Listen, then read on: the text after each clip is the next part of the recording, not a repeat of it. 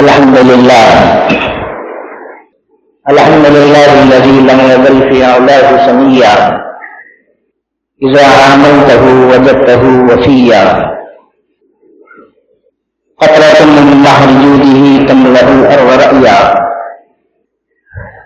ونظرة بعين رحمته تصير الكافر وليا أي ذمة لمن متاعه ولو كان عبدا حبشيا والنار لمن نصاه ولو كان شريفا قرشيا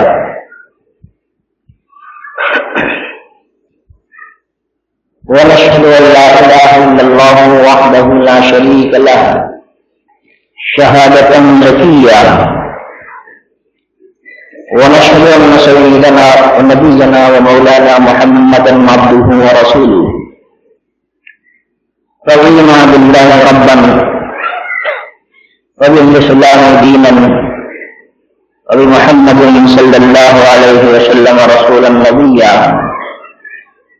صلى الله عليه وعلى آله وأصحابه صلاة وسلاما دائمين متلازمين إلى يوم القيامة مهديا أما بعد أعوذ بالله من الشيطان الرجيم بسم الله الرحمن الرحيم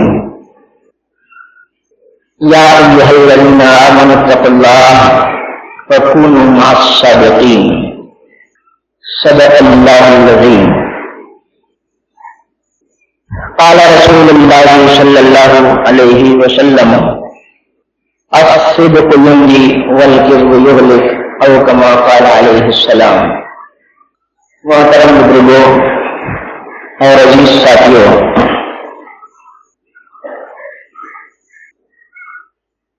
اور معزز خواتین اور بہنوں، قرآن مجید کی جس آیت کا حصہ پڑھا گیا اس میں ایمان والوں سے متقی بننے کا حکم دیا گیا ہے اور تقویٰ اور پرہیزگاری کو حاصل کرنے کے لیے سادہ لیکن اہم راستہ بتایا گیا ہے، اور وہ سچوں کے ساتھ ہونا ہے۔ سچوں کے ساتھ کیوں رہنا؟ سچوں کے ساتھ رہنا اس لیے ہے کہ سچائی ہمارے اندر آئے۔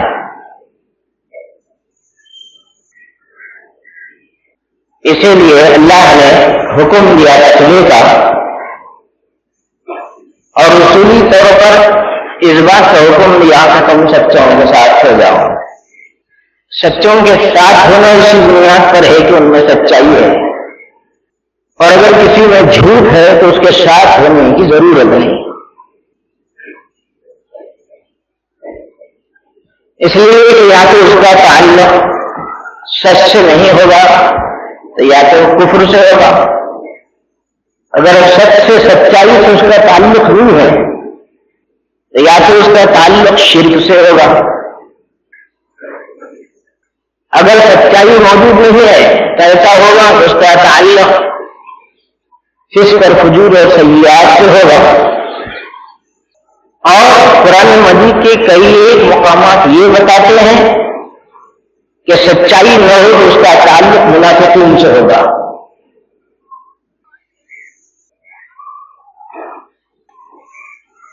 اس لیے سچائی کو اختیار کرنا فرض ہے، اور جھوٹ حرام ہے، جیسے کتا حرام ہے، جیسے خنزیر حرام ہے، جیسے سور کا گوشت حرام ہے، جیسے قتل حرام ہے، جیسے ڈاکہ حرام ہے، جیسے چوری حرام ہے، اسی طریقے سے جھوٹ بھی حرام ہے۔ ایک بزرگ سے اس بات کا سوال کیا گیا، ایسا سچوں کے ساتھ ہونے کی دعوت دے رہے ہیں، سچے دنیا میں ہیں کہاں؟ ہم ان کی صورت دیکھنا چاہتے ہیں، مشرق میں ہیں یا مغرب میں ہیں، شمال میں ہے یا جنوب میں ہے، شمالی ہندوستان میں ہے یا جنوبی ہندوستان میں ہے، ہندوستان میں ہے یا پاکستان میں ہے، آسٹریلیا میں ہے کہ انڈونیشیا میں ہے کہاں سچے؟ ذرا صورت کو دکھائیے مجھے۔ سوال کرنے والا شخص کس اللہ سے سوال کر رہا تھا؟ وہ معاشرے کی وہی صورت حال کی ترجمانی کر رہا تھا۔ جس کو دیکھو جھوٹ کا پلنگا بنا ہوا ہے، جس کو دیکھو فریب میں گرفتار، جس کو دیکھو معاشرے شیار بنا ہوا ہے، جس کو دیکھو ایمان سے دوری، اور جس کو دیکھو وہ خالی گناہوں سے آلودہ۔ اب اس میں صورت حال دیکھنے عام طور پر آپ کو یہی محسوس کرتا ہے کہ صاحب آ کر ہے کہاں تک سے۔ ان بزرگ نے جواب دیا، چلیے بتائیے کہ یہ حکم تو قرآن کا ہے نا، سورۃ توبہ کی آیت کا ایک حصہ ہے نا، پوری آیت نہیں ہے، آیت کا ایک حصہ ہے۔ اہل ایمان سے مخاطبت تقویٰ کا حکم ہے، ان معصیتین کا حکم ہے جو بمبا بچتا ہے، اور وہ جہاں قرآن مجید کا حکم ہے۔ اچھا یہ بتائیے کہ اللہ تعالیٰ یہ جو حکم دے رہے ہیں یہ دنیا میں سچوں کو رکھ کر حکم دیتے ہیں یا دنیا سے اٹھا کر حکم دیتے ہیں؟ اگر دنیا سے اٹھا کر حکم دیے تو نعوذ باللہ اللہ ایک بیکار کام کرنے کے برابر کی بات ہے۔ افحسبتم انما خلقناکم عبثا وانکم الینا لا ترجعون، اللہ کا کوئی کام بیکار نہیں ہوتا، پھر حکمت ہوتا ہے، سچا ہوتا ہے۔ ارے سب سے بڑے سچے تو اللہ ہی ہے۔ ہم لوگوں نے سچ کا مطلب اتنا سمجھ رکھا ہے کبھی کبھی برابر زبان کی طرح حفاظت کر لو، ورنہ اسلام کی کہ حکم کی نسبتوں سے ماضی حال اور مستقبل کے اعتبارات میں، اسماء و صفات کے اعتبار سے اور صفات و افعال کے احوال کے اعتبار سے سچ کا عنوان اتنا امیر، اتنا وسیع، اتنا امیر، اتنا گہرا ہے کہ آپ پورے اسلام کے اندر رہنے والی کسی بھی نیکی کو سچائی سے الگ نہیں کر سکتے، کسی بھی نیکی کو سچائی سے الگ نہیں کر سکتے۔ اگر سچائی سے الگ کر دیں تو اس کا تعلق سچائی سے نہیں ہے، احکام اسلام اسی سے اس کا تعلق نہیں ہوگا۔ تو اللہ نے دنیا میں سچے رکھے ہیں، ہاں البتہ ہم لوگوں کو ڈھونڈ لینا پڑتا ہے۔ سچائی کا چہرہ وہ تھا جن کو دنیا شیخ عبد القادر جیلانی رحمۃ اللہ علیہ کے نام سے یاد کر دیے۔ کیا ہندو، کیا گرہ، کیا چھوٹا، کیا بڑا، کیا مرد، کیا عورت، کتنی ہی دنیا کے اندر رہنے والی قوم ہے، اگر ان میں کا کوئی فرق حضرت شیرا نصیر محمود سبحان شیخ عبد القادر جیلانی رحمۃ اللہ علیہ کو دیکھ لیتا اور آپ سواری کے اوپر سوار ہوتے جاتے اور آپ کے چہرے پر اس کی نظر پڑتی تو بے احساس تھا، اس کا دل تردید کرتا تھا اور اس کی زبان کہہ اٹھتی تھی کہ یہ جھوٹا چہرہ ہے۔ آج ماشاء اللہ سچا چہرہ وہ حضرت خواجہ معین الدین چشتی سنگری ثم الاجمیری رحمۃ اللہ علیہ کا، جن کے چہرے کے صداقت، جن کے زبان کی رات بولی، جن کی نظر کا حسن اور جن کی زبان کی گفتگو اور جن کے ہاتھ کی گرفت اور جن کے پیر کی صداقت اور راستے کی طرف چلنے والا قدم اتنا سچا ہے حضرت چشتی اجمیری کہ نسبت لاکھ انسانوں نے آپ کے ہاتھ سے پیدا کی۔ آپ کے مجاہدین کے ہاتھ پر اسلام لانے والے الگ، خلفاء کے ہاتھوں پر اسلام لانے والے الگ، پھر آپ کے مریدین کے ہاتھوں پر اسلام لانے والے الگ۔ میں آپ کو یہ بات ایسی ویسی نقل نہیں کر رہا ہوں، اللہ تعالیٰ حکیم الاسلام قاری محمد طیب صاحب رحمۃ اللہ علیہ کے قلم والی باتیں کی پیروان سے جو دارالعلوم دیوبند کے 60 سالہ محترم رہے سچے دنیا میں ہے، پہلے بھی تھے ابھی ہے اور قیامت تک رہیں گے، اور جس دن ایک بھی سچائی دنیا میں نہیں ہوگا خدا نے پاک قسم پر دنیا کو نصیب کیا جائے گا۔ حضرت مولانا یوسف صاحب رحمۃ اللہ علیہ نے اپنی کتاب حیات الصحابہ میں یہ بات لکھی ہے، لا تقوم الساعة حتى يقال فی الارض اللہ اللہ. قیامت قائم نہیں ہوگی جب تک کہ ایک میں سچائی کے ساتھ اللہ کہنے والا دل میں باقی ہے. تو بھائی سچوں کو ڈھونڈو. اور یہ آسان بات ہے. آپ کاروباری آدمی ہیں, آپ دینی ادارے میں بیٹھ کر کتنا پڑھیں گے بھائی؟ 8 برس تو پڑھنا پڑتا ہے کم سے کم. عالم فاضل کی ڈگری لینے کے لیے, یہ عالمیت پر فضیلت کی سند لینے کے لیے, وثیقہ لینے کے لیے 8-10 برس تو پڑھنے پڑتے. اب اس کی فرصت کہاں ہے؟ ایک آدمی کیا مدرسے میں پہنچ جائے, کتنے برسوں تک پڑھے, اور کہاں کہاں تعلیم کے لیے کس کس طریقے سے, اس کو اتنا زیادہ پڑھنا آتا ہے, بہت زیادہ وہ وسعت ہے ہی علمی اعتبار, کہاں وہ ساری چیزیں ہو سکیں گی. لیکن وہ سادہ پیرا دیا جناب محمد رسول اللہ صلی اللہ علیہ وسلم نے, اور اللہ پاک نے آپ کے صحابہ کے بارے میں یہ بات ارشاد فرمائی. اور آپ جانتے ہیں کہ یہ جو آیتیں ہیں نا, یہ آیتیں اطلاع شان نزول کے اعتبار سے ان 3 صحابہ کرام کے بارے میں ہیں جو حضرت کعب بن مالک رضی اللہ تعالیٰ عنہ اور حضرت ہلال بن امیہ رضی اللہ تعالیٰ عنہ, اور اسی طریقے سے امیہ بن ربیع, یہ ہلال بن ربیع رضی اللہ تعالیٰ عنہ, حضرت ہلال, اور اسی طریقے سے حضرت کعب اور حضرت مراد رضی اللہ تعالیٰ عنہ. یہ وہ صحابہ ہیں کہ جن کے غزوہ تبوک میں اب جائیں گے جب جائیں گے, اب جائیں گے جب جائیں گے, اس تال مٹول میں نہیں جا سکے تھے, پیچھے رہ گئے تھے. واقعہ بڑا طویل ہے, اس کا پہلا آدھا حصہ ہم چھوڑ دیتے ہیں کہ وہ روایت کے اعتبار سے, موقع محل کے مناسبت کے لحاظ سے, مضمون کی مناسبت سے اتنا حصہ کبھی میں مصلحت ہوگا, بہتر ہوگا کہ یہ 3 صحابہ وہ تھے کہ جو غزوہ تبوک میں جانے سے رہ گئے تھے.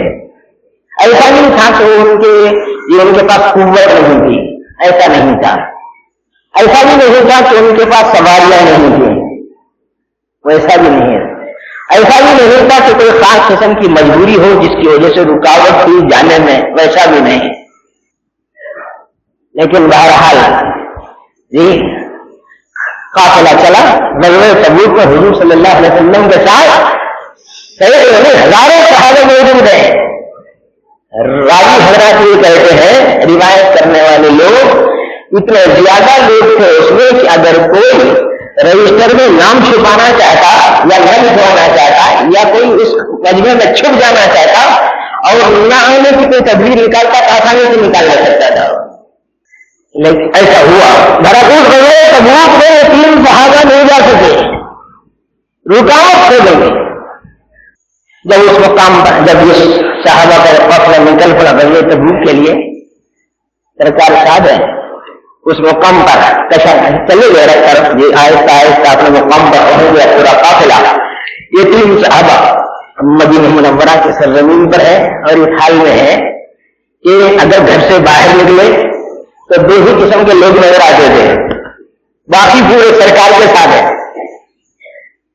یا تو منافقین نظر آتے تھے یا معذورین نظر آتے تھے, یا تو منافقین یا معذورین. گھر کے اندر کے رہنے والے معذورین مجبوری میں ان کی بات الگ ہے, باہر اچھے جو مسجد آتے نماز جا کرتے, تو اب منافقین کی بھی جماعت چھوڑنے کی ہمت نہیں ہوتی تھی اس زمانے میں. بڑے دھندے پڑے, حیرانی لایا کوئی سجائی نہ دیا, کیا کرنا چاہیے. اب پھر بھی سوچا کہ سواریاں ہیں, جلدی سے بیٹھ کر چلیں, پہنچ جا سکتے ہیں.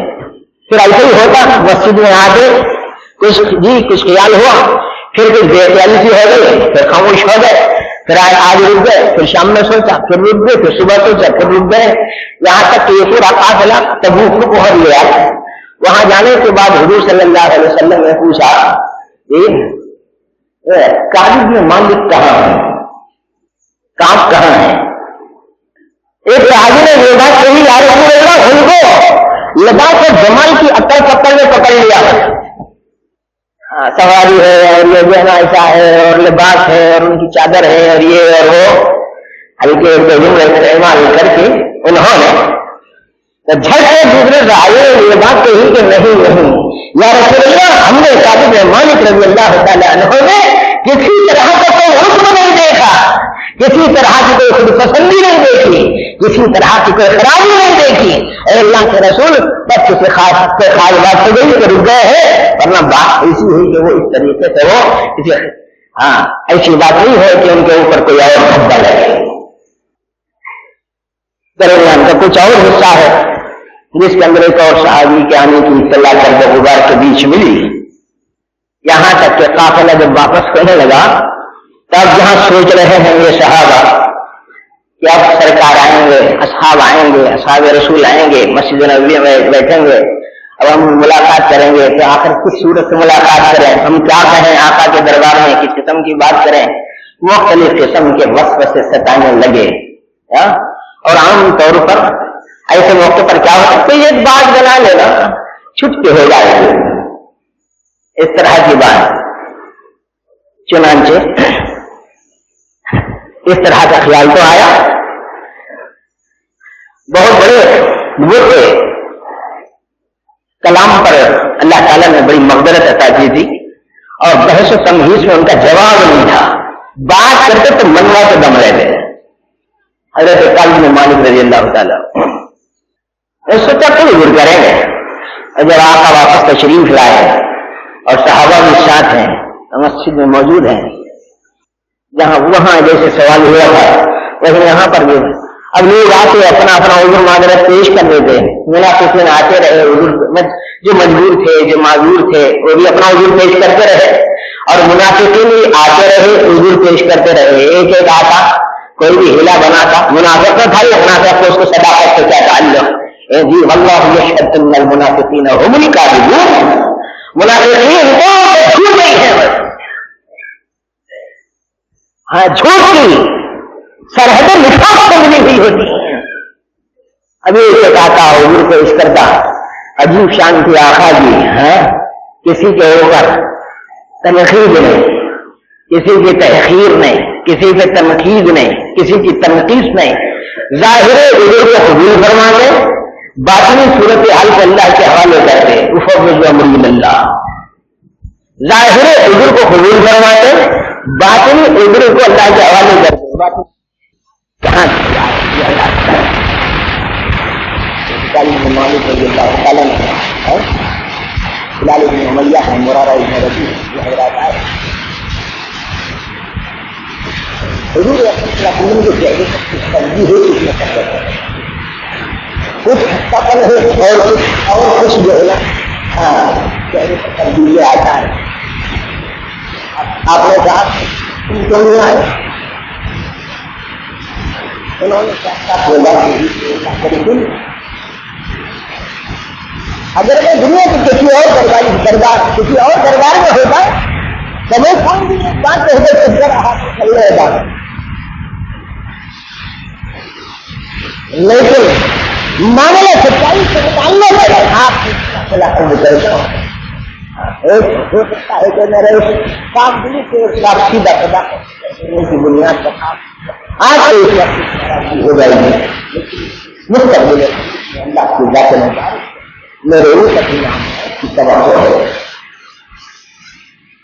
انعام کی توقع ہے، احسان کی توقع ہے، اپنے درگزر کی توقع ہے، معافی کے لیے اللہ تعالیٰ اس طرح کرم فرما کرتے ہیں۔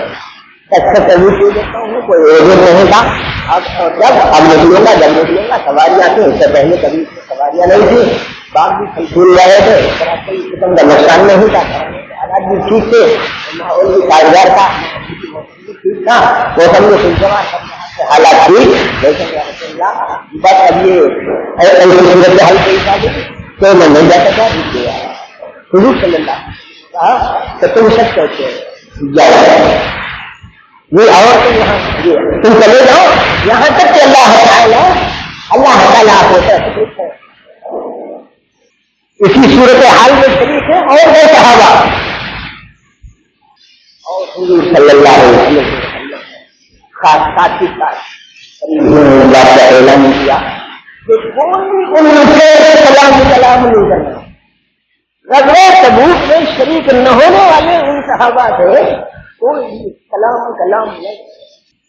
صحابہ اتنے تعلقات فرما بردار اطاعت کیا ہے، بس اللہ کے نبی کا جو فرمان بس وہ فرمان تھا. ارے سلام نہیں کرنا، ارے سلام نہیں کرنا، ایسا کوئی کسی کے سامنے تشخیص کا کوئی سوالیہ نہیں تھا. آقا نے کہہ دیا سلام نہیں کریں گے، سلام نہیں کریں گے. جتنے دن ہو گئے 40 دن ان کی آئی بے کلی کی حالت پر، بے چینی کی حالت پر. اب نہ سلام کا کوئی جواب دیتا رہا ہے اور نہ کوئی ان لوگوں سے ہم کلام ہو رہا ہے. ایک مرتبہ بے چین ہو کر اپنے شہزاد بھائی ابو قتادہ رضی اللہ تعالیٰ عنہ کے باغ میں دیوار پھانگ کر یاد نہیں دروازے کے پاس کسی اور جگہ سے داخل ہوئے اور اپنے چچیرے بھائی کو آواز کی ان سے کچھ بات کرنی چاہیے. اب آپ یہ بات کرنا چاہ رہے ہیں اور وہ کچھ کہنا نہیں چاہ رہے ہیں، کلام کر رہے ہیں، کلام کرنا چاہتے ہیں، قسم دے رہے ہیں اور بہت اصرار کیا. دوسری مرتبہ بھی خاموش رہے، تیسری مرتبہ قسم دے کر یہ بات کہی کہ آپ میرے سے بات کیجیے، ہمارے اوپر زمین تنگ ہو گئی ہے. تو ان کی زبان سے ان صحابی کی زبان سے حضرت ابو قتادہ رضی اللہ تعالیٰ عنہ کی زبان سے صرف ایک بات نکلی. کیا بات؟ اللہ اور اس کا رسول بہتر جانتے، اللہ اور اس کا رسول بہتر جانتے. اس کے بعد ایک اور حکم آیا، ان لوگوں سے یہ بات کہہ دی جائے کہ یہ لوگ اپنی بیویوں کے ساتھ میں رہے، بیویوں سے ہم شہرت نہ ہوں. کسی نے پوچھا کہ یا رسول اللہ طلاق دینا منشا ہے؟ فرمایا کہ نہیں، بستر الگ رہنا. کچھ اور تفصیلات بھی روایات میں آتی ہیں. مقصدی حصہ وہ نہ ہونے سے میں اس کو تھوڑا سا وقت کیے دے رہا ہوں. شرابی زبان میں بات نہیں کرنا ہے. چنانچہ 10 دن اور گزر گئے. حضرت ابن مالک رضی اللہ تعالیٰ عنہ کہتے ہیں کہ میں مسجد نبوی میں آتا اور جو انتہائی بیکل ہوتا، سرکار کے پاس ہی رہتا، نماز کے لیے تو آتا ہی تھا، ادھر بازو آتا ادھر بازو آتا، سلام کرتا. یہ دیکھتا کہ میرے سلام کا جواب سرکار اپنے ہونٹوں سے کچھ جواب دیے ہے یا نہیں دیے. میرے سلام کا جواب سرکار اپنے ہونٹوں سے کچھ وعلیکم السلام ورحمۃ اللہ وبرکاتہ کچھ بولے کہ نہیں بولے. یہاں تک کہ لکھا ہے راویوں نے کہ نماز کی حالت میں آپ اپنے پیشن سے دیکھتے تھے کہ آقا میرے اوپر کچھ نظر کرم کر رہے ہیں یا نہیں، ادھر دیکھ رہے ہیں یا نہیں. پھر راوی عجیب بات لکھتا ہے وہ یہ ہے کہ جب یہ نماز میں ہوتے تو سرکار ان کو دیکھتے اور جب یہ سرکار کی طرف دیکھتے تو سرکار نظریں سے جب 50 سال میں پورے ہو گئے بہت پریشانی ہوئی. 50 دن حالت میں پورے ہو گئے. مدینہ منورہ کی سرزمین کل نظر آنے لگی. جی پر ایک بوجھ اور کندھوں پر ایک عجیب بات، اتنا بڑا بوجھ کہ پھر اتنا بوجھ کوئی اور محسوس نہیں کر سکتے، اتنا شدید احساس ہے ان صحابہ. لیکن میرے دوستوں 50 دن کے بعد بشارت اور خوشخبری آئی. ان کے لیے معافی کی خوشخبری، ان کے لیے رضا کی خوشخبری، ان کے لیے صداقت اور راستہ بازی کی خوشخبری اور ان کے سب کی برکت کو واضح کیا گیا ہے. سورہ توبہ میں بیان کیا گیا ہے کے اندر. اسی آیت کے اگلے حصے میں ہے اللہ پاک نے ان کی طرف توجہ فرمائی ہے اور ان کی توبہ قبول فرمائی ہے. ثم تاب عليهم ليتوبوا ان الله هو التواب الرحيم. اس کے بعد الذين آمنوا اتقوا الله وكونوا مع الصادقين. سچوں کے ساتھ میرے دوست حیرت ہے یہ صحابہ لوگ کہتے ہیں کہ اللہ پاک نے ہمارے لیے جو خوشخبری اتاری اس کے پیچھے جو بنیادی عنصر ہے. حضرت کعب بن مالک کے کہتے سرکار کے دربار میں آقا کے حضور میں قسم کھا کر یہ بات کہتے ہیں کہ اللہ پاک نے مجھے سچ بولنے کی توفیق دی. لوگ مسائل کا حل پوچھتے ہیں، مسائل کا حل بولیے. اعتقادات کیسے ٹھیک ہو سکتے ہیں، معاشرہ کیسے ٹھیک ہو سکتا ہے، اقتصادیات کیسے ٹھیک ہو سکتے ہیں، سیاسیات کے رنگ کب ٹھیک ہو سکتا ہے، حالات کے اندر استواری کروا سکتی ہے کوئی اصول ضابطہ قاعدہ قانون. ہاں قرآن مجید میں موجود ہے اور ایک ہی جملے میں موجود ہے. خطبہ نکاح میں آپ سن رہے ہیں کیا قولوا قولا سدیدا، اے لوگوں سچی بات کرو، بات کے اندر سچائی پیدا کرو، زبان میں کھلاڑی لے آؤ، صداقت سے رات کے بازی سے کام کرو، تم سچ بولو، سچ پورے مسئلے حل ہوں گے. ارے صاحب اتنا بڑا دعویٰ کر رہے ہیں، کچھ آگے پیچھے قرآن حدیث ہے؟ اللہ پاک کہہ رہے ہیں یا یصلح لکم اعمالکم اتقوا اللہ وقولوا قولا سدیدا یصلح لکم اعمالکم. اللہ پاک تمہارے کاموں کو ٹھیک کر دے. کام ٹھیک نہیں ہو رہا ہے تو قول میں شدید قول شدید نہیں ہوا. کام ٹھیک ہونے میں دیر نہیں لگ سکے، بس قول میں ہے رات کی آنا ہے، سارے کام ٹھیک ہو جائیں. ایک بار میں 50,000 مرتبہ ہم یہ بات کہہ سکتے ہیں ہماری زندگیوں کے مسائل کا حل، چاہے وہ سیاسی ہو، چاہے وہ معاشی ہو، چاہے وہ معاشرتی ہو، چاہے وہ اقتصادی ہو، چاہے وہ مذہبی ہو، چاہے وہ آپ کی خاندانی ہو، چاہے سرکاری ہو. زبان سے سچ بولنے کا وعدہ کرو.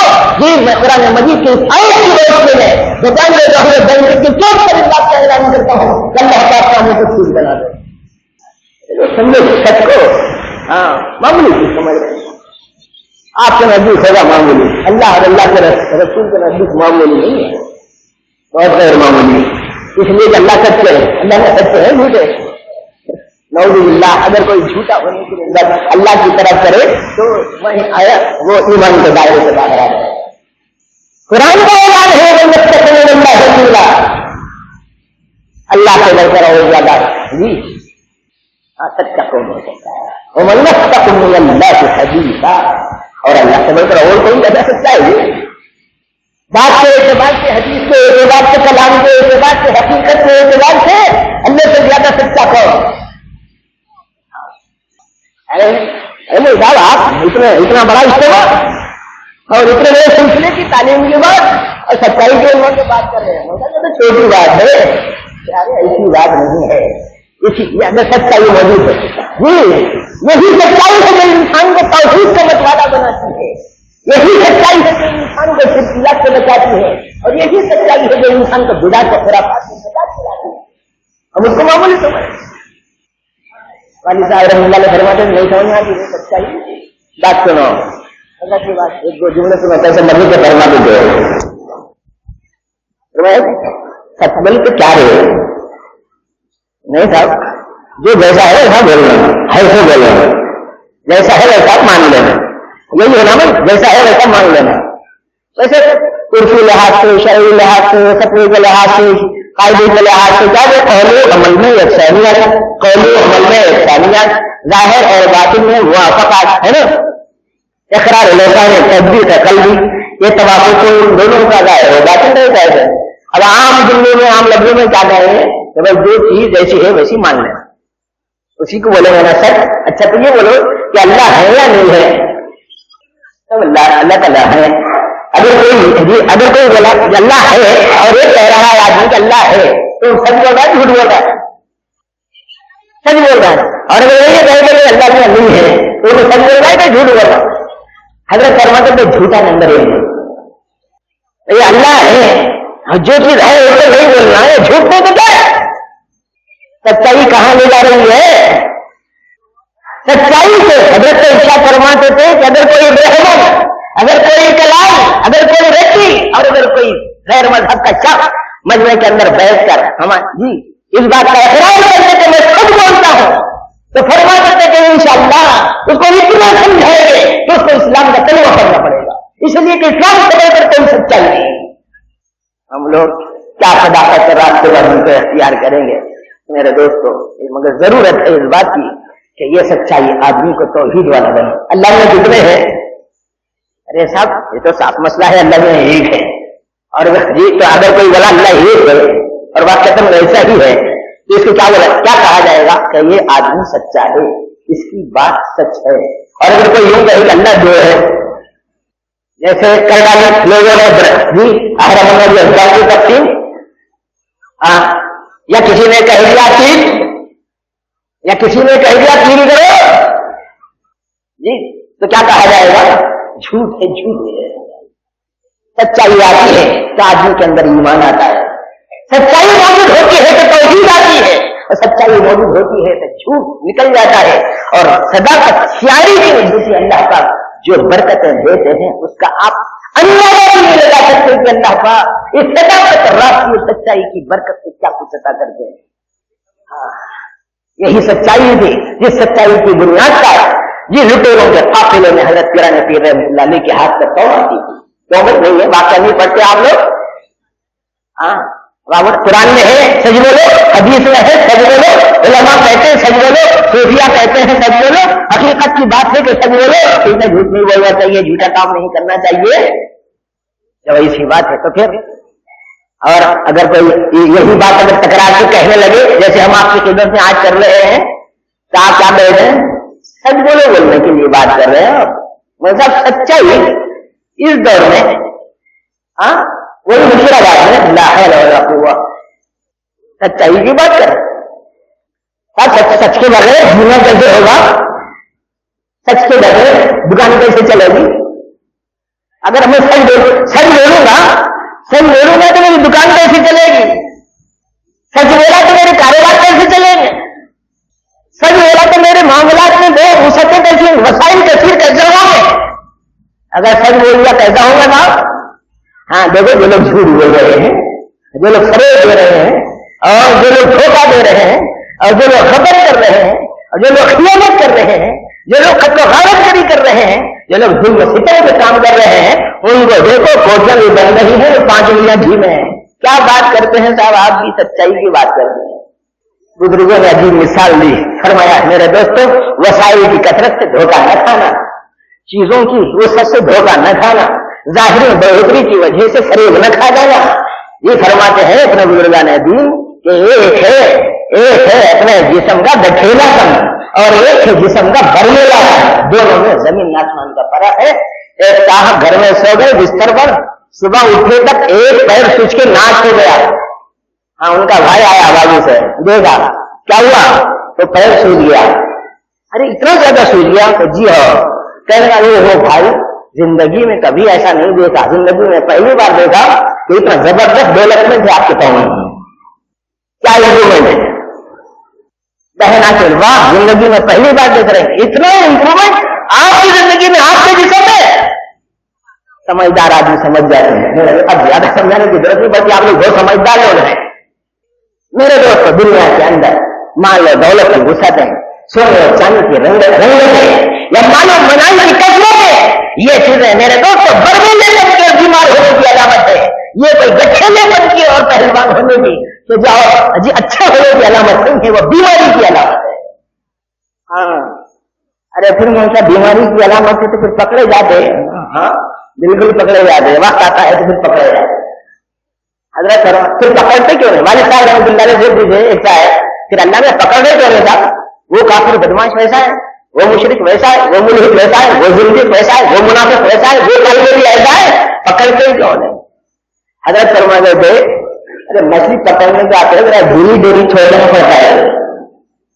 हाँ, मछली पकड़ने के लिए डोरी ढीली छोड़ रहे तो मछली क्या समझती? हाँ पूरा दरिया बहरा है, जहां चाहूंगी फिरोगे। हाँ फिरो पानी होगा। हाँ, जब पीछे खींचने का वक्त आएगा जब पानी होगा, हाँ कितना दरिया तुम्हारा है, कितने अच्छे तुम हो। तो मेरे दोस्तों, हरे सुबहान शेख अब्दुल कादिर जीलानी रहमतुल्लाह अलैह की जिंदगी बगदाद की सरजमीन पे तालीम हासिल करने के लिए जा रहे हैं। मां ने नसीहत करके भेज दिया, उनकी बड़ी की जेब में 40 अचरबियां रखकर 40 दीनार रखकर बीच रास्ते में लुटेरों का काफिला मिला। एक लुटेरा आके कहने लगा कि अब हजरत की उम्र क्या होगी? 15, 16, 17 साल के होंगे जी, 14, 15, 16, 17 में होंगे, 1-2 साल आगे पीछे। एक शख्स ने आके कहा कि नौजवान तुम्हारे पास क्या है, कुछ है? आपने कहा कि हाँ है। तो उसने समझा कि मेरे साथ ये नौजवान मजाक कर रहा है, छोड़ के चले गया। जाके डाकुओं के सरदार से ये बात कहने लगी कि साहब अजीब किस्म का एक नौजवान मिला है। वो कहता है कि मैं पूछा कि कुछ है? तो कहता है कि हाँ है, अजीब किस्म का आदमी मिला है। तो डाकुओं के सरदार ने कहा अच्छा ठीक है, उनको यहाँ लाओ बात करें। वो ले जाए गए वहां पे, बातचीत होने लगी। तो डाकुओं के सरदार ने पूछा, किसे पूछ रहा? یہ بڑی رسولانی سے عبد القادر جیلانی رحمۃ اللہ سے پوچھ رہا ہے ایسے وقت میں جبکہ آپ تعلیم حاصل کرنے کے لیے بغداد جا رہے ہیں، درمیان راستے میں ہے، والدہ نے ان کے درمیان کی جیب میں پہلو میں کچھ دینار اشرف یا رکھ دیے تھے 40۔ ڈاکٹر کے سردار نے پوچھا کہ تمہارے پاس کیا ہے؟ آپ نے کہا کہ کیا ہونا ہے آپ کو؟ کچھ ہے آپ کے پاس؟ آپ نے کہا کہ ہاں۔ کیا ہے؟ اشرف دینار ہے۔ کتنی ہے؟ 40 ہے۔ کہاں ہے؟ تو یہاں ہے۔ تو اس نے پوچھا کہ ہم لوگ چور ہیں، لٹیرے ہیں، معلوم ہے نا آپ کو؟ آپ نے کہا جہاں وہ بھی معلوم ہے۔ اچھا پھر چھپائی کیوں نہیں ڈالتے ہو؟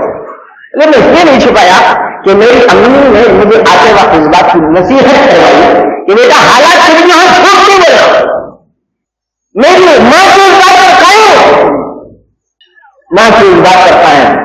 تو جی اس ڈاکٹر کے سردار نے کہا کہ وہ ماں کی بات کا اتنا وفاشیار شخص جو اپنے ماں کی بات کی اتنی لاج رکھتا ہے، میں اپنے مولا کا کتنا بے وفا ہوں۔ بات جو دل سے نکلتی ہے اثر رکھتی ہے، پر نہیں طاقت پرواز مگر رکھتی ہے۔ بات جو دل سے نکلتی ہے اثر رکھتی ہے، پر نہیں طاقت پرواز مگر رکھتی ہے۔ بات ادھر حضرت شیخ عبد القادر جیلانی رحمۃ اللہ علیہ نے بات کہی اور اس ڈاکٹر کے سردار اندر سے بدلنا شروع ہو گیا، آنکھوں سے آنسو، جسم کو کپکپی، کہنے لگا کہ عبد القادر ہاتھ بڑھاؤ، توبہ کرو۔ اس کے بعد اپنے ساتھیوں سے کہا، لٹیرے ساتھیوں سے کہا کہ اپنے نوجوان کے ساتھوں تم لوگ میرے ساتھ نہیں آنا۔ میرے دوست وہ لٹیرے بھی تھے تو بڑے شان کے لٹیرے تھے، انہوں نے کہا کہ چوری آپ ہمارے عزیز تھے تو توبہ نہیں آپ ہمارے عزیز، وہ سمجھدار تھے، وہ آیا تھا ہدایت کا۔ پورے قافلے نے توبہ کر لی، پورے کے پورے قافلے کو آپ نے توبہ کرائی۔ میرے دوست حضرت قرآن حکیم رحمۃ اللہ علیہ فرماتے ہیں اللہ پاک کے کلام کی سچائی کی برکت دیکھا، اللہ کے نبی کے حکم کی برکت دیکھا کہ سچ کی برکت سے اللہ پاک نے میرے مال کی بھی حفاظت کروائی اور بے شمار انسانوں کو اللہ نے توبہ کے راستے پر ڈال دیا۔ اس سچ کے بارے میں ہم لوگ یہ سوچ رہے ہیں کہ بولنا نہیں بھولنا،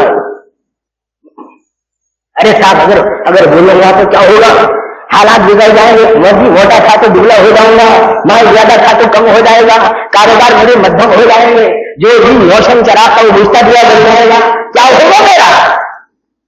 میرے دوست وہ تمام چیزیں سوچنے کی نہیں ہے، اللہ تعالیٰ سچ کی برکت دیں گے، یہ ہے کہ یہ ہے اسی دن میں اس کی برکتیں ظاہر کریں گے، اور کبھی وہ برکتیں مرتے وقت عطا فرمائیں گے اور کبھی وہ سچ کی برکتیں اللہ پاک مرنے کے بعد عطا فرمائیں گے۔ اس لیے میرے دوستو یہ سچائی کا جو سرا ہے وہ بھی عجیب ہے، ہر نیکی کا سرا در حقیقت سچائی پر منتہی ہوتا ہے، وہ سرا وہاں جا کے مل جاتا ہے۔ میرے دوستو تمام چیزیں سوچنے کی نہیں ہے، اللہ تعالیٰ سچ کی برکت دیں گے، یہ ایک اسی دنیا میں اس کی برکتیں ظاہر کریں گے اور کبھی وہ برکتیں مرتے وقت عطا فرمائیں گے اور کبھی وہ سچ کی برکتیں اللہ پاک مرنے کے بعد عطا فرمائیں گے۔ اس لیے میرے دوستو یہ سچائی کا جو سرا ہے وہ بھی عجیب ہے، ہر نیکی کا سرا در حقیقت سچائی پر منتہی ہوتا ہے، وہ سرا وہاں جا کے مل جاتا ہے۔ اسی لیے آپ دیکھیں گے کہ حضور اکرم صلی اللہ علیہ وسلم کی پوری حیات طیبہ میں، پورے اس حجرہ میں اور پوری سیرت اور تاریخ کی کتابوں میں آپ دیکھیں گے کہ ایک ایسے جبکہ آپ مکے کی سرزمین پر ہے، ساری دنیا نامساعد حالات سے گزر رہی ہے اور ایک دوسرے کے خلاف نفرت آزما اور بشر پیدار ہے اور جس کی لاٹھی اس کی بہن کا حساب، ایسی صورت حال میں حضور صلی اللہ علیہ وسلم وہاں پر موجود ہیں، اللہ پاک نے انہیں بھیجا۔ نبوت کا اظہار تو آپ نے 40 برس کے بعد آپ کی نبوت کا اعلان ہوا ہے، لیکن میرے دوستو نبوت کے اعلان سے پہلے حضور اکرم صلی اللہ علیہ وسلم کن صفات کے ساتھ رہتے تھے؟ وہ صفات بعد میں بھی، وہ صفات پہلے بھی، آخر آپ افضل الانبیاء بھی ہیں، آپ آخر الانبیاء بھی ہیں، خاتم النبیین بھی ہیں، سید الاولین والآخرین بھی ہیں، اور تو بادل خدا بزرگ تو یہ حصہ مختصر والا مضمون آپ سنتے ہی رہے ہو گزشتہ مہینے کے اندر۔ تو سچائی نیکی کا ہر سرا جو ہے سچائی تک جا کے مل جاتا ہے اور ہر بھلائی سچائی تو سرکار عالم صلی اللہ علیہ وسلم کے کا نام مبارک صادق تھا اور صدق آپ کی صفت تھی۔ علماء مفسرین اور محققین نے لکھا ہے کہ صدق اور امانت اتنا زیادہ آپ کے ساتھ وابستہ تھے کہ نبوت کے اعلان سے پہلے بھی سرکار کی گھٹنی میں پڑے ہوئے تھے. اس کے پیچھے علماء اسلام نے بعض حکمتوں کی نشاندہی کی ہے. اس میں سے ایک حکمت یہ بھی ہے، کیا ہے کہ نبوت کے اعلان کے بعد جس علم کو اللہ پاک نے عطا فرمایا اس علم سے استفادے کے لیے صرف والی صفت کی ضرورت ہے. ہاں، وحی الہی سے استفادہ کرنے کے لیے، قرآن کے فیض کو حاصل کرنے کے لیے، اللہ کے کلام سے مطمئن ہونے کے لیے اور اللہ اور اس کے رسول کے منشا کو سمجھنے کے لیے جن خصوصی صفات کی ضرورت پڑتی ہے ان صفات میں سے ایک صفت سچائی ہے. سچائی میرا دوست، اسی لیے الغزالی علیہ الرحمہ نے اپنی کتاب میں لکھا ہے کہ صداقت، سچائی کی بہت سی قسمیں ہیں. 5 قسمیں حضرت نے لکھی ہیں. محققین نے پھر اس کو 3 میں خاص طور پر کچھ خصوصی اشارات بھی کہ یہ بات کہی ہے کہ سچائی کی 3 قسمیں ہیں خصوصی. ایک، زبان سے سچائی، زبان سے سچائی، زبان کی سچائی، کبھی بھی جھوٹ نہیں بولنا اور سارے مسائل کا حل ہے، پورے مسئلوں کا حل ہے. آپ بولتے ہیں بچوں کی تربیت کیسے کرنا، سب بڑوں کا حال کیسے ٹھیک ہونا، سب ان کی طبیعت کیسے ٹھیک ہونا، میرے امی ابا کیسے صحیح ہونا، ہماری اولاد کیسے درست ہونا، وہ ہمارا خاندان کیسے ٹھیک ہوگا. میرے دوست صرف ایک بات کا وعدہ اور عہد کر لیں کہ آپ سچ بولیں، راستہ کھل جائے گا، پٹری پہ پڑ جائے گا، راستہ مل جائے گا، دروازہ کھل جائے گا. ہاں، کیوں؟ حضرت علامہ سلیمان ندوی رحمۃ اللہ علیہ نے اگر کے حوالے کے بارے میں وہ جستجو کر رہے تھے نہیں ملا، لیکن خود سیرت النبی میں ایک جو لکھی گئی ہے اس کا خلاصہ آپ حضرات نے 12 سنا ہوگا کہ ایک صحابی سرکار کی بارگاہ میں آئے. انہوں نے کہا کہ اللہ کے رسول صلی اللہ علیہ وسلم میرے اندر 4 عیب ہیں، 4 قسم کی برائیاں ہیں جی، جس میں زنا بھی ہے، چوری بھی ہے، اور جو ہے نا شراب بھی ہے، جھوٹ بھی ہے. یہ عیب میرے اندر ہے.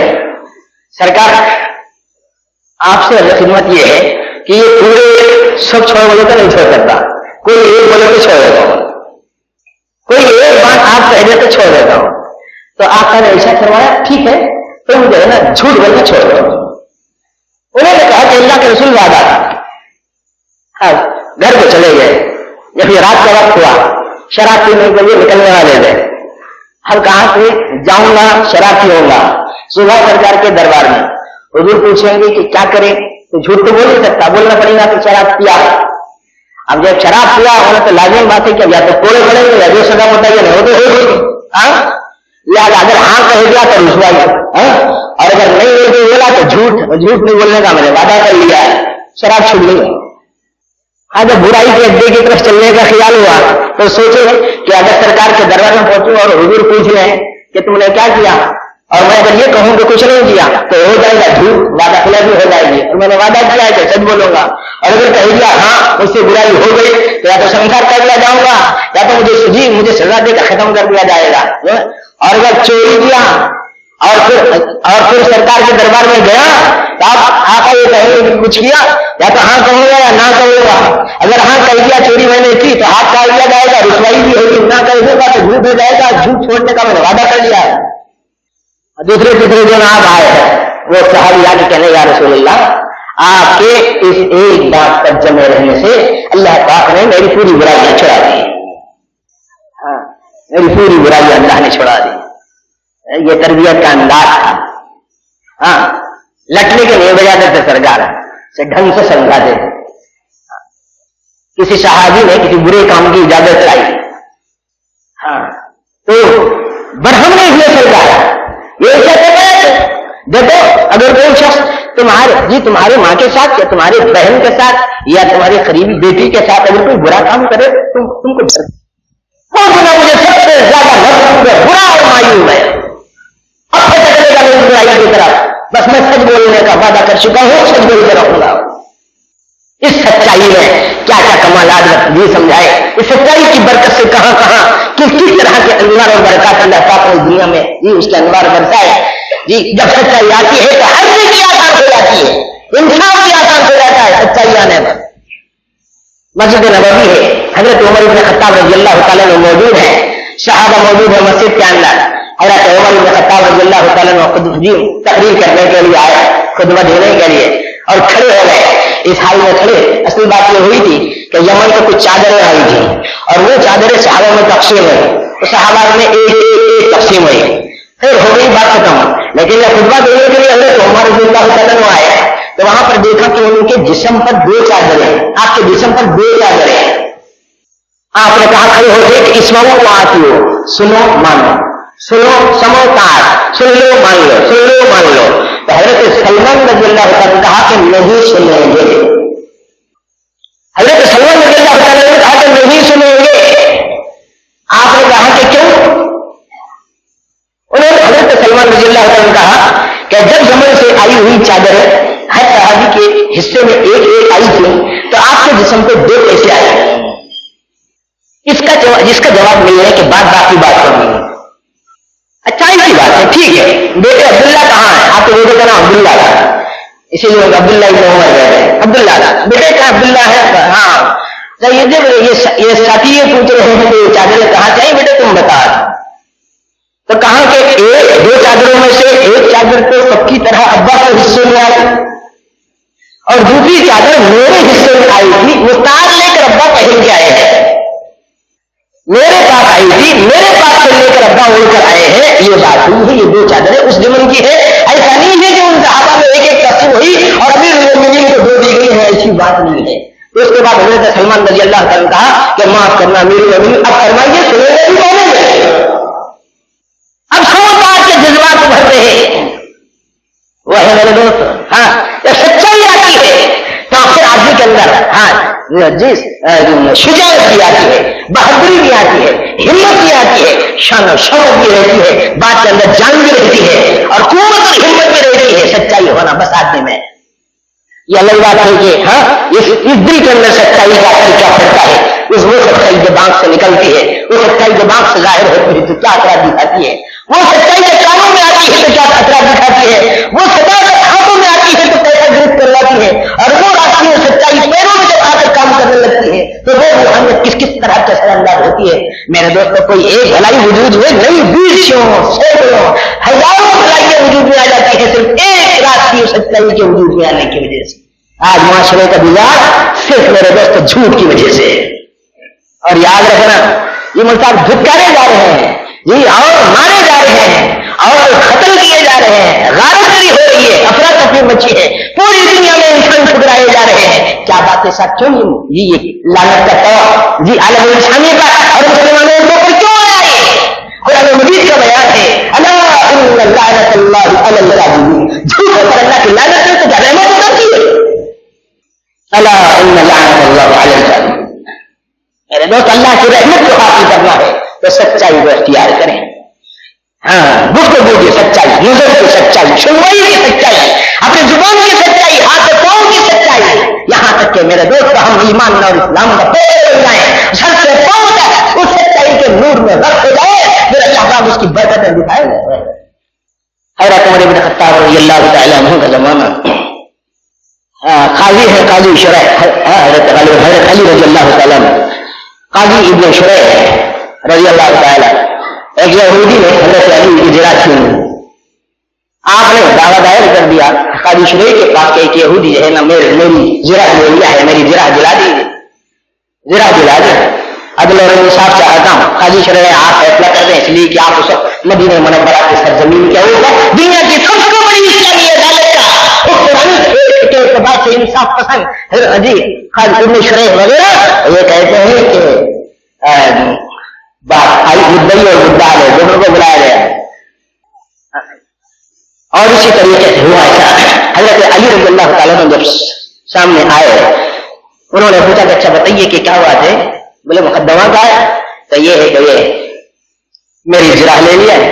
ٹھیک، ایسا اچھی بات ہے، تم کیا کہنا چاہتے ہیں؟ یہودی کہنا کہ زرا کو لے لی، کیونکہ وہ مدعی حضرت علی رضی اللہ تعالیٰ انہوں نے کہا کہ ہاں میں نے دعویٰ دائر کیا ہے۔ تو جسٹس اور منصف نے پوچھا کہ اچھا یہ بتائیے کہ جب آپ نے دعویٰ دائر کیا ہے تو کوئی ثبوت ہے آپ کے پاس؟ کوئی ثبوت ہے آپ کے پاس؟ آپ نے کہا کہ ہاں ہے۔ انہوں نے کہا کہ کون ہے وہ گواہ چاہیے مجھے تاکہ فیصلہ آسانی سے کر سکوں۔ آپ نے اپنے بیٹے حضرت حسن رضی اللہ تعالیٰ عنہ کو گواہی میں پیش کیا اور دوسرے ایک غلام حضرت عمر کو پیش کیا، عمر یا عمر ان کو پیش کیا. تو اس وقت قاضی صاحب یہ کہتے ہیں کہ جن دو گواہوں کی گواہی میں آپ یہ مقدمہ دائر کیے ہیں، گواہ پیش کر رہے ہیں، یہ دو گواہ میرے نزدیک معتبر نہیں ہیں. بولے کیوں معتبر نہیں ہے؟ بولے اس لیے کہ ایک آپ کے بیٹے ہیں حضرت حسن، اور بیٹے کی گواہی باپ کے حق میں معتبر نہیں ہے. اور دوسرا غلام ہے عمر، اور غلام کے اور آپ کا غلام ہو اور غلام کی گواہی آقا کے حق میں معتبر نہیں ہے. اسی لیے آپ کسی اور گواہ کو لائیں. آپ نے ایسا فرمایا ایسے شخص پہ ایسے گواہوں کو مسترد کرتے جن کو حسن کہا جاتا ہے، جن کے بھائی حسین ہے، جن کا ابا میں ہو، جن کی ماں بیوی فاطمہ ہے، اور جن کے بارے میں حضرت حسنین کے بارے میں آقا یہ کہتے ہیں ان بچوں کے نانا جناب محمد رسول اللہ صلی اللہ علیہ وسلم نے یہ بات فرمائی ہے سیدہ شباب اہل الجنہ الحسن الحسین، یہ جو نوجوان ہے جنت کے سردار ہے. ایسے لوگوں کی گواہی آپ انکار کرتے، مسترد کرتے ہیں. تو قاضی نے کیا بات کہی معلوم ہے؟ یہ امیر المومنین آپ جو بات بھی کر رہے ہیں اس کا تعلق جنت سے، میں زمین پر عدالت کی بات کر رہا ہوں. میں آپ کی بات سے منحرف نہیں ہوں، میں آپ کی بات کی سچائی کا معترف ہوں، اور میرے دل و دماغ میں آپ کی صداقت راستی میری گھٹی میں پڑی ہوئی ہے. ایک لمحے برابر اور ایک پائے برابر جس میں کوئی نقص کمی کی بات نہیں، مگر اس ہر زمین کے اوپر عدالت کی چارہ کے اعتبار سے میں یہ چاہتا ہوں کہ گواہی کا اعتبار قائم ہوا جائے، ورنہ فیصلہ یہودی کے حق میں چلا جائے گا. یہودی سارے حالات دیکھ رہا ہے، چنانچہ قاضی نے فیصلہ کر دیا یہودی کے حق میں آپ کو گواہ نہیں دی گئی. لیکن جب عدالت سے باہر نکل چکے یا اس کے دروازے کے پاس موجود ہے تو اس یہودی نے کہا اسلام کی صداقت اور حقانیت اور اس کی سچائی کا آج میری فتح ہوئی ہے. خدا پاک کی قسم علی یہ ذرا تمہاری ہے اور آپ ان سے کلمہ پڑھا دیجیے. یہ میرے دوست سچائی کی برکت ہے. ہاں یہودی حضرت فرماتے تھے اگر سچائی آ جائے انسانوں میں تو یہودی یہودیت کو چھوڑ دے، نصرانی نصرانیت کو چھوڑ دے، اور انگریزیت کو چھوڑ دے، اور فریبی فریب کو چھوڑ دے، زانی زنا کو چھوڑ دے، اور چور چوری کو چھوڑ دے، کافر اور مشرک کو شرک سے توبہ کر لے اگر سچائی آ جائے انسانوں میں. اور ایک عجیب بات ہے بھائی، اللہ تعالیٰ سچائی کی برکت اس کے اندر وغیرہ آپ کیسے عجیب رکھتے ہیں. دیکھو بھائی غور سے سنو، بیچ کا حصہ چھڑیے آپ مت پھر نہیں بتاتا آپ کو. حضرت عمر رضی اللہ تعالیٰ عنہ کا زمانہ، حضرت عمر رضی اللہ تعالیٰ عنہ کا زمانہ، امیر المومنین بنے ہوئے، امیر المومنین بنے ہوئے، مسجد منورہ، مسجد نبوی، صحابہ کثیر تعداد میں کھچا کر بھرے ہوئے ہیں.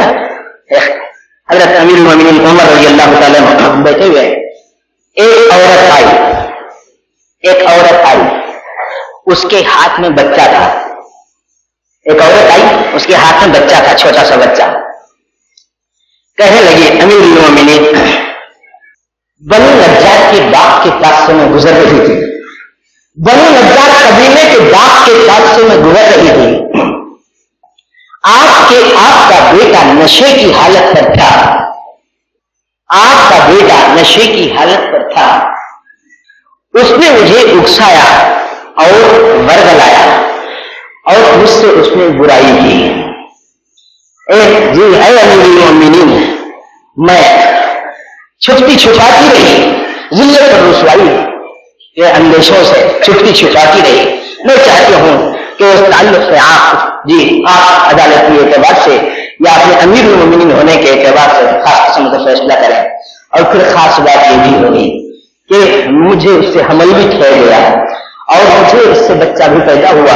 وقت گزر جانے کے بعد جب وضع حمل ہوا تو میرے جی نے یہ چاہا کہ اس بچے کا گلا گھونٹ کر ختم کر دوں تاکہ کسی طرح کے معاشرے میں ذلت اور رسوائی نہ ہو. لیکن امیر المومنین بات یہ ہے کہ میری ممتا جوش میں آئی اور میرے دل نے یہ فیصلہ کیا کہ اس بچے کو نہیں مارنا چاہیے. اسی لیے یہ بچہ ہو صحیح سلامت اسی طرح آپ کے پاس لے آئی ہوں، ورنہ اس بچے کو میں کبھی کے قتل کر چکی ہوتی اور مار ڈال چکی ہوتی تاکہ یہ بات صحیح آپ کی خدمت میں عرض کر رہی ہوں. حضرت عمر رضی اللہ تعالیٰ عنہ نے صحابہ جو نظم بیٹھے ہوئے تھے کہا ٹھیک ہے تم یہیں ٹھہرنا، تم یہیں بیٹھنا، اور صحابہ سے کہا کہ تم لوگ منتشر نہیں ہونا، صحابہ سے کہا کہ تم لوگ منتشر نہیں ہونا. سیدھے اٹھے اور اپنے گھر رواں دواں تشدد سے چلے اپنے گھر گئے. جا کر اپنے بیٹے ابو شہمہ رضی اللہ تعالیٰ عنہ سے سلام کیا اور وہ کھانا کھا رہے تھے. کہا کہ کھانا کھا رہے تھے تو فرمایا شاید تمہارے مقدر میں یہ غذا آخری کی غذا ہے, کھا لیجیے. شاید تمہارے مقدر میں یہ غذا آخری غذا ہے, کھا لیجیے. چونک پڑا جی حضرت ابو شہمہ چونک پڑے, حیران ہو گئے, کیا بات؟ تو حضرت عمر رضی اللہ تعالیٰ نے کہا کہ کیا تم نے کبھی شراب پی؟ کیا تم نے کبھی شراب پی؟ انہوں نے کہا کہ ہاں وہ جرم ہوا تھا اور سچی توبہ بھی ہو گئی, پھر اس کے بعد ہاتھ نہیں لگایا. سچی توبہ بھی ہو گئی, پھر اس کے بعد ہاتھ نہیں لگایا. تم نے جی کسی عورت کے ساتھ برائی بھی کی, جیل میں شرمندہ ہوئے, سر نیچا کیا. پھر دوسری مرتبہ حضرت عمر رضی اللہ تعالیٰ عنہ نے جی ذرا سا اور قوت کے ساتھ بات کہی دی تو انہوں نے کہا کہ ہاں میں قصوروار ہوں, ہاں میں قصوروار ہوں. جب اقرار کر لیا جرم کا جی اب وہاں گواہوں کی ضرورت نہیں پڑی, اس لیے کہ مجرم رہا قصوروار جی وہ خود اعتراف کر رہا ہے تو اب مزید دلائل کی ضرورت نہیں پڑتی. حضرت عمر رضی اللہ تعالیٰ عنہ نے جی ان کا ہاتھ جی گلا یا ہاتھ یا کپڑا وغیرہ پکڑ کر ساتھ میں جیسے ہاتھ پکڑ کے لے آتے ہیں ویسے لے آئے مسجد نبوی کے پاس. اس کے بعد یہ بات کہی کہ عورت جو کچھ کہتی ہے سچی ہے عورت, اور مجرم ابو شہمہ ہے. اس کے بعد حکم دیا غلام کو کہ کوئی لاؤ تاکہ ان کو سزا دی جا سکے, سزا دی جا سکے. میرے دوستو کیسا عجیب معاملہ, کتنا نازک مسئلہ ہے. حیران ہے پورا مجمع کہ کون کس کے بارے میں کیا سوچ کر کیا کر رہے ہیں. دنیا کیا سوچ رہی ہے, عوام کیا سوچ رہے ہیں, مجمع کیا سوچ رہا ہے, چھوٹے بڑے کیا سوچ رہے ہیں, مرد اور کیا سوچ رہے ہیں. ایک بات یہ خدا کے سچائی کی فکر سامنے آ گئی. یہ کیسے کہنا وقف کتاب اللہ, اور پھر اللہ پاک کے مبارک کلام کو پڑھتے اور اس کلام سے صحیح خیر اٹھانے والے تھے. بس انہوں نے جب وہ یہ جلادوں کے ذریعے سے یا آپ کے غلام کے ذریعے سے جب درے لگائے گئے درے لگائے گئے, بہت تکلیف ہو رہی تھی. آپ کا کرتا اتارا گیا اور انتہائی سخت قسم کے درے لگائے جا رہے تھے. یہاں تک کہ انہوں نے کہا کہ میرے اوپر رحم فرمائیے, ابا میرے اوپر رحم فرمائیے, میرے اوپر رحم فرمائیے. فرمایا کہ میں یہ درے اسی لیے لگا رہا ہوں تاکہ اللہ میرے اوپر رحم کرے. اب انہوں نے کچھ نہیں کہا. مجمع کچا کچ آپ کی بہت زیادہ بے کلیر بیٹا بھی کر دیکھا جی. اصحاب نے یہ بات کہی کہ جی رحم ہو جائے, ابھی جی رحم کی درخواست کی بہت سے صحابہ نے. تو آپ نے یہ بات کہی کہ جنہوں نے گناہ میں تاخیر نہیں کی ان کے لیے سزا میں کیوں تاخیر کی جائے. جب آخری مرحلہ آیا عجیب بات یہ لکھی ہے, راوی عجیب بات لکھتا ہے جی. انہوں نے کہا کہ اب آخری درجہ لگنے پر تھا, گویا آپ کی جان اکھڑنے کو تھی, یہ آخری مرحلہ تھا. انہوں نے کہا السلام یا ابی السلام علیکہ, ابا آپ کے اوپر سلامتی ہو, ابا آپ کے اوپر سلامتی ہو, ابا آپ کے اوپر سلامتی ہو. آپ نے کہا کہ ہاں سلامتی ہی کے لیے یہ سب کچھ کیا جا رہا ہے. اس کے بعد جب آخری ان کی جان اٹھی, اس سے پہلے بھی ایسا فرمایا کہ آقا کے دربار میں پہنچو گے, سلام سنانا میرے اور تمہارے نبی جناب محمد رسول اللہ صلی اللہ علیہ وسلم کو سلام سنانا سلام. اس کے بعد کہنا کہ میں نے عمر بن خالد میں دیکھا کہ وہ قرآن پڑھ رہے تھے اور حدود کو نافذ کر رہے تھے. آخری مرحلہ. پھر اس کے بعد جھٹ سے پہنچے, ان کی پیشانیوں کو بوسا دیا اور کہا جی اللہ جی اے میرے بیٹے تیرا باپ تیرے اوپر قربان تیرے اوپر کہ تو حق کی بنیاد پر تو قتل ہو رہا ہے, حق کی بنیاد پر قتل ہو رہا ہے. میرے دوست اولیاء کرام کا کہنا یہ ہے کہ یہاں ابو جس نے آپ کو قابل رحم بنایا, ظاہر میں تو اطاعت کی شکل ہے, اندر سے رحمت کی شکل ہے, ظاہر میں تکلیف کی شکل ہے, اندر اللہ کے پیار کی شکل ہے, ظاہر میں رضا کی شکل ہے, اندر آقائد جہاں جناب محمد رسول اللہ رحمت للعالمین کی شکل ہے. میرے دوست یہ رحمت در حقیقت دریا بن کر کی بارگاہ کوئی سچائی کی بنیاد پر اس میں آپ کا قصور آپ سے ہو گیا تھا, آپ نے اعتراف کر لیا تھا, اس سچائی کی برکت سے اللہ تعالی نے آپ کو مرحوم اور مغفور بنایا اور پھر اس نے جلیل قدر صاحب میں سے اس سچائی کی اور اس امانت و دیانت کی، اس عدل و مساوات کی، اس سچائی کی برکات کے اعتبارات میں بڑا عجیب اعتبار ہے. ایک بات ہے جی، یہ ایک بات بیان کر کے بات کے قریب ختم کرا دیں گے. حضرت عمر رضی اللہ تعالیٰ عنہ کا زمانہ ہے، وہ سنو بھائی، چھٹ جائے گا تو پھر نہیں بولوں گا میں. حضرت عمر رضی اللہ تعالیٰ عنہ کا زمانہ ہے. حضور اکرم صلی اللہ علیہ وسلم کے چچا تھے، ان کا نام تھا حضرت عباس رضی اللہ تعالیٰ عنہ. حضرت عباس رضی اللہ تعالیٰ عنہ کا مکان جو ہے وہ مسجد نبوی سے متصل تھا. حضرت عباس رضی اللہ تعالیٰ عنہ کا مکان مسجد نبوی سے متصل تھا، اور ایسا تھا کہ اس گھر کا پرنالا مسجد نبوی کے اندر گرتا تھا، مسجد نبوی کی طرف کو تھا اور وہ پانی مسجد نبوی کے اندر گرتا تھا. ایسی صورت تھی اس کی. ایک مرتبہ ایسا ہوا کہ مصلیوں کو تکلیف ہونے کا خطرہ ستانے لگا اور پانی کی چھینٹیں اڑنے کے خدشات پیدا ہو گئے. اس طریقے سے کچھ شبہات بڑھنے لگے، کچھ وسوسے بڑھ گئے، خیالات پیدا ہونے لگے کہ اب نالی بنے گی، پانی بہے گا، یہ ہوگا اور وہ ہوگا، مصلیوں کو تکلیف ہوگی. تو مصلیوں کی راحت کے خیال سے اور مسجد نبوی کا کے ادب اور احترام میں حضرت عمر رضی اللہ تعالیٰ عنہ نے وہ ان کے گھر کا جو پرنالا تھا وہ نکلوا دیا. غالباً حضرت عباس موجود نہیں تھے. کیا آئے جب دیکھا آپ نے کہ جی میرے گھر کا پرنالا نکال لیا گیا، پوچھا کس نے کیا؟ لوگوں نے کہا کہ امیر المومنین حضرت عمر رضی اللہ تعالیٰ عنہ نے کیا. اچھا ایسا کہا تو سیدھے گئے حضرت ابی بن کعب رضی اللہ تعالیٰ عنہ جو اس وقت کی عدالت کے منصف تھے اور فیصلے صادر فرمایا کرتے تھے، مدعی اور مدعا علیہ کو بلا کر مختلف انداز سے جو فیصلے ہوا کرتے تھے نظامی اور معاملاتی طور پر. ایک طرف حضرت عباس رضی اللہ تعالیٰ عنہ، دوسری طرف امیر المومنین حضرت عمر رضی اللہ تعالیٰ عنہ. حضرت ابی بن کعب رضی اللہ تعالیٰ عنہ اندر بیٹھے فیصلے کر رہے ہیں. حضرت عمر آ کے زمانہ ہوا، بہت دیر گزر گئی، اندر داخلی میں گزر گئے، آپ اندر لوگ موجود ہیں، فیصلے ہو رہے ہیں. لکھا ہے محققین حضرات نے امیر المومنین عمر رضی اللہ تعالیٰ عنہ جی انصاف کے طلبگار بن کر سچائی کو اختیار کرتے ہوئے آپ نے اس وہاں پر آپ پہنچ گئے تاکہ وہ سچائی کو حاصل کیا جا سکے جو آج جس چیز کی جستجو اور طلب ہے. چنانچہ اندر والے حالات کی نمٹنے کے بعد حضرت عمر رضی اللہ تعالیٰ عنہ کو اندر بلا لیا حضرت ابی بن کعب رضی اللہ تعالیٰ عنہ نے، اور حضرت عباس رضی اللہ تعالیٰ عنہ نے بلایا. حضرت عمر کچھ کہنا چاہتے تھے، آپ نے یہ بات اچھا فرمائی حضرت ابی بن کعب رضی اللہ عنہ نے کہ حضرت عباس مدعی ہے اور ان کو پہلے کہنے کا حق ہے، آپ تھوڑا سا خاموش رہیں، پہلے ان کی بات ہو جائے تو بہتر ہے. آپ نے کہا، حضرت عمر نے کہا تو ٹھیک ہے، مجھے کوئی عذر نہیں ہے وہ کہے. انہوں نے کہا کہ میرے اول تو یہ ہے کہ وہ گھر میری ملکی ہے، اس کا پرنالا شروع ہی سے اس گھر کے اندر لگا ہوا ہے اور آج سے لگا ہوا نہیں ہے. حضرت ابو بکر صدیق رضی اللہ تعالیٰ عنہ کے زمانے میں بھی تھا اور حضور اکرم صلی اللہ علیہ وسلم کے زمانے میں بھی موجود تھا، تو دور نبی میں بھی موجود تھا اور دور صدیق میں بھی موجود تھا.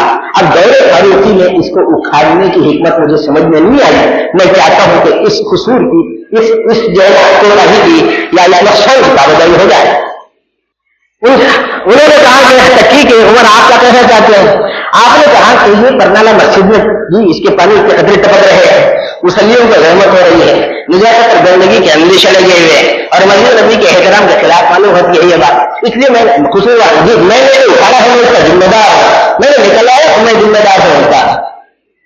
اس کے بعد پھر حضرت عباس سے کہا بچہ عباس کہ آپ کو کچھ اور کہنا چاہتے ہیں؟ تو انہوں نے کہا کہ ملکیت میری تصرف کا حق ان کو کیسا ملا؟ ملکیت میری تصرف کا حق ان کو کیسا ملا؟ ایک بات تو یہ. دوسری اور ایک خاص بات ہے وہ یہ ہے کہ میرا جو گھر ہے اس گھر کے جو پائے ہیں، اس گھر کو جو تعمیر کیا گیا ہے اس کے پایوں کے پاس جی میرے بھتیجے جناب محمد رسول اللہ صلی اللہ علیہ وسلم نے اپنے ہاتھ کی چھڑی کے اشارے سے اس کی بنیادوں کے اشارات اور لکیریں لگائی تھی، ان اشاروں کی بنیاد پر میں نے اس مکان کی تعمیر کی ہے. تو سرکار کے اشارے پر وہ تعمیر ہوا تو مکان ہے. اس سے بھی زیادہ اور کا علاج ہے وہ کیا؟ جب مکان تعمیر ہو چلا اور اس پرنالے کو رکھنے کی باری آئی تو اوپر تھا لگا نہیں سکتے تھے نیچے سے، کچھ اور اسباب ایسے نہیں تھے جس کے اوپر چڑھ کر وہ پرنالہ لگا سکے. تو حضور صلی اللہ علیہ وسلم نے کہا کہ چچا ابا امی محترم میں یا پرنالے کے پاس کھڑے ہو جاتا ہوں, آپ میرے کندھوں پر کھڑے ہو کر پرنالہ لگا دیجیے, آپ میرے کندھوں پر کھڑے ہو کر پرنالہ لگا دیجیے. انہوں نے کہا کہ یا رسول اللہ اتنا بڑا بے ادبی کا الزام میں کیسے کر سکتا ہوں؟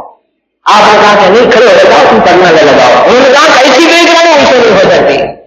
حضرت عباس انکار کر رہے ہیں اور حضور اکرم صلی اللہ علیہ وسلم اصرار کر رہے ہیں. سرکار کا اصرار, حضرت عباس کو انکار. بلا سرکار کی بات یقیناً غالب آئے گی. تو سرکار نے کہا کہ میں کہہ رہا ہوں کہ تم سے میرے کندھوں پر سوار ہو جاؤ, کھڑے ہو جاؤ اور اس کے بعد وہ پرنالہ لگا دو. چنانچہ آپ کے کندھوں پر میں کھڑا ہوا اور پرنالہ لگایا. اس پرنالے کو دراصل آقا کے اشارے پر یہ لگایا گیا.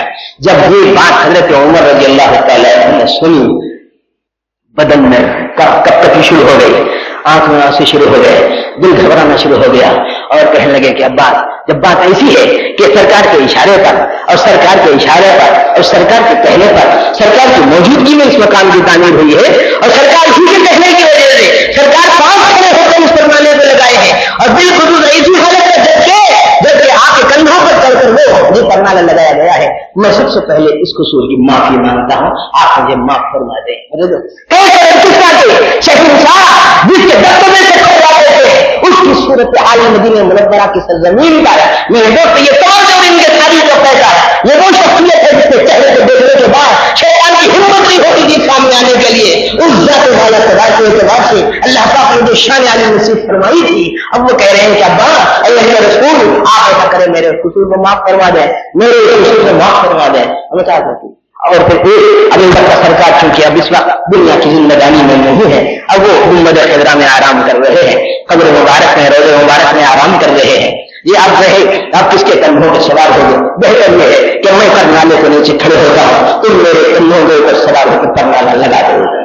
تم میرے کندھوں پہ سوار ہو جانا پھر پرنالہ لگا دینا. میرے دوستوں ایسا ہوا جب ساری باتیں حضرت ابی نے کہا کہ ہاں ایسا ہی ہونا چاہیے, امیر المومنین ایسا ہی ہونا چاہیے. ابا جو کہہ رہے ہیں وہ سچ ہے.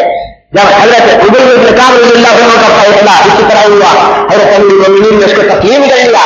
حضرت عباس نے اپنی ملکیت کے اعتبار واضح کر دیا. ساری چیزیں ہو جانے کے بعد ایک اور خاص بات ہو جائے.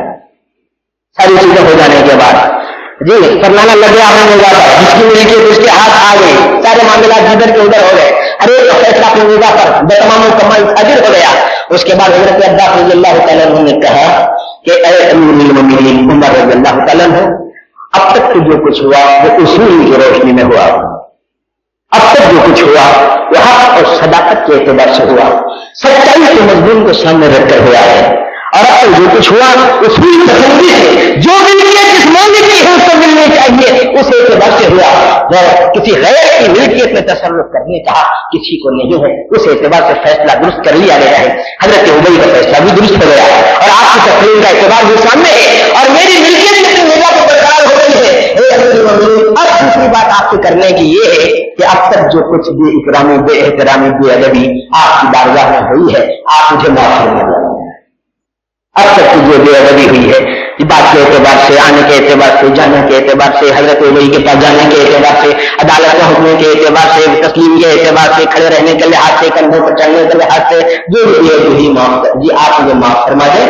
اور تیسری بات یہ ہے کہ آج سے یہ مکان وقت کرتا ہوں اور آپ کی تفریح میں دیتا ہوں اور آپ کی تحریر میں دیتا ہوں اور اس بات کا اختیار دیتا ہوں کہ آپ چاہے گھر پر رکھیں. میرے دوستو اس کو بولتے ہیں سچائی کے نمونے, یہ عدالت کے نمونے, یہ مسامحت کے نمونے, یہ توحید کا پیغام. میرے دوست یہ صورتحال جب سامنے آتی ہے دنیا کے سامنے, اس لیے دنیا جب اس سچائی کو دیکھے گی معاشرے کے لحاظ سے اور سماج کے اعتبار سے, معیشت کے اعتبار سے, ماحول کے اعتبار سے جب سچائیاں سامنے آنا شروع ہو جائیں گی تو میرے دوست بہت عجیب عجیب کمالات اس دنیا میں رونما ہوں گے. اس لیے میرے دوست وقت تمام ہوا چاہتا ہے, اس لیے آپ کی بات کرتے ہوئے کہ ایک صدق ہوتا ہے لسانی, ایک صدق ہوتا ہے قلبی, ایک صدق ہوتا ہے عملی. سچائی ایک زبان سے ہوتی ہے, ایک دل سے ہوتی ہے, ایک آداب جوارح سے ہوتی ہے.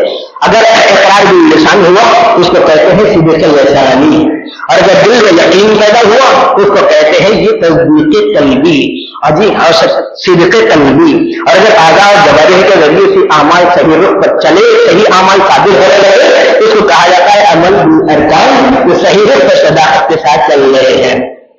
اس سچائی کی برکت کے اعتبارات میں اور سچائی کی عجیب و غریب فیضان کے اعتبار سے آپ حضرات کے سامنے قرآن مجید کے اور بہت سورہ احزاب وغیرہ کی آیتیں بہت ساری ہوں گی، جس کے اندر اہل ایمان کی بہت سی صفات کا تذکرہ کرنے کے بعد اللہ پاک نے یہ بات کہی ہے۔ غالباً اس کا کوئی ترجمہ کر رہے تھے ساتھی، کوئی پیش رہو ساتھی، یہ ایک آیت ہے، یہ اولئک الذین صدقوا، وہ اہل ایمان در حقیقت وہ سچے تھے، سچے ہیں۔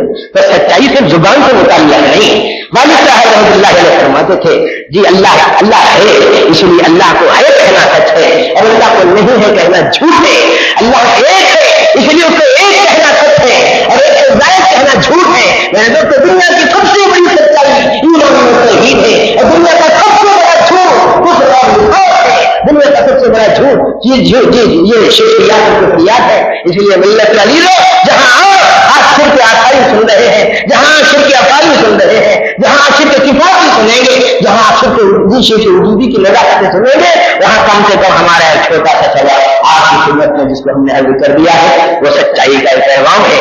حضرت فرماتے ہیں سچ کا دامن جی چھوڑیے ہرگز نہ تم حضرت غلام، سچ کا دامن چھوڑیے ہرگز نہ تم حضرت غلام، سچ کی دنیا میں امام، سچ کی دنیا کا امام، وآخر دعوانا الحمدللہ رب العالمین۔ اللہم صلی علی محمد وعلی آل محمد وبارک وسلم۔ ربنا آتنا في الدنيا حسنة وفي الآخرة حسنة وقنا عذاب النار۔ اللهم أعنا بالعلم وزينا بالعلم وأكرمنا بالتقوى وجملنا بالعافية۔ اللهم إنا نسألك الصحة والعفة والأمان وحسن الخلق والرضا بالقدر، إنا نسألك اللطف والعافية والمعافاة الدائمة في الدنيا والآخرة۔ اے اللہ ہمارے گناہوں کو معاف فرما، اے اللہ سچائی نصیب فرما، صدق قولی بھی عطا فرما، صدق عملی بھی عطا فرما، صدق قلبی بھی عطا فرما، صدق حقیقی بھی عطا فرما، صدق اور سچائی کا کمال نصیب فرما، سچائی کی برکات نصیب فرما۔ اے اللہ ہم لوگ کمزور ہیں، اے اللہ ہمیں جھوٹ سے بچا لیجیے، اے اللہ ہمیں منافقت سے بچا لیجیے، اے اللہ ہمیں منافقین سے بچا لیجیے۔